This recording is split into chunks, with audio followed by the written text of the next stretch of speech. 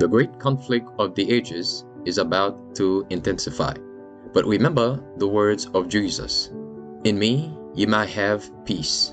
In the world you shall have tribulation. But be of good cheer. I have overcome the world. Would you like to know how to exercise courage and fight the good fight of faith? Listen to this devotional. Conflict and Courage, a daily devotional by Ellen G. White. Free at last. And he brought forth his people with joy, and his chosen with gladness. Psalms 105, verse 43.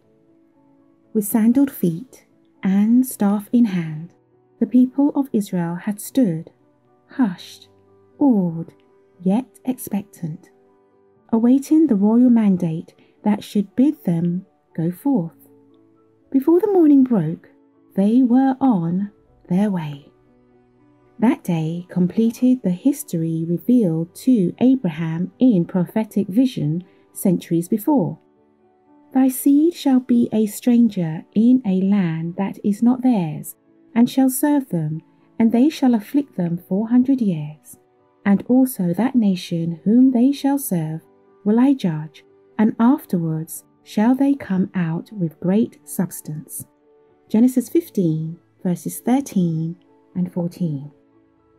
In bringing forth Israel from Egypt, the Lord again manifested his power and his mercy, his wonderful works in their deliverance from bondage, and his dealings with them in their travels through the wilderness were not for their benefit alone.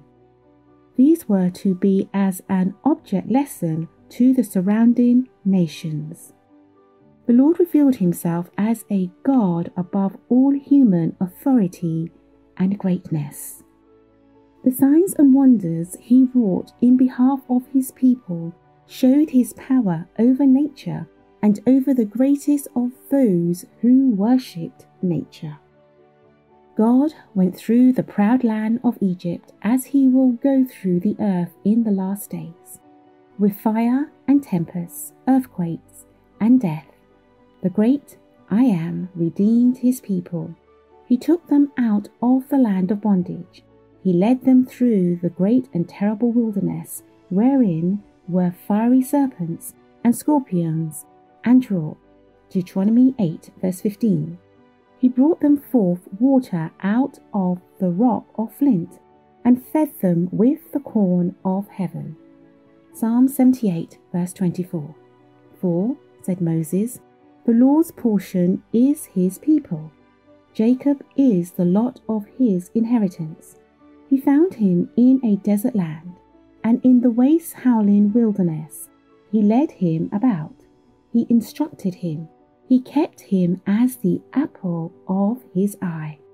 As an eagle stirreth up her nest, fluttereth over her young, spreadeth abroad her wings, taketh them, beareth them on her wings.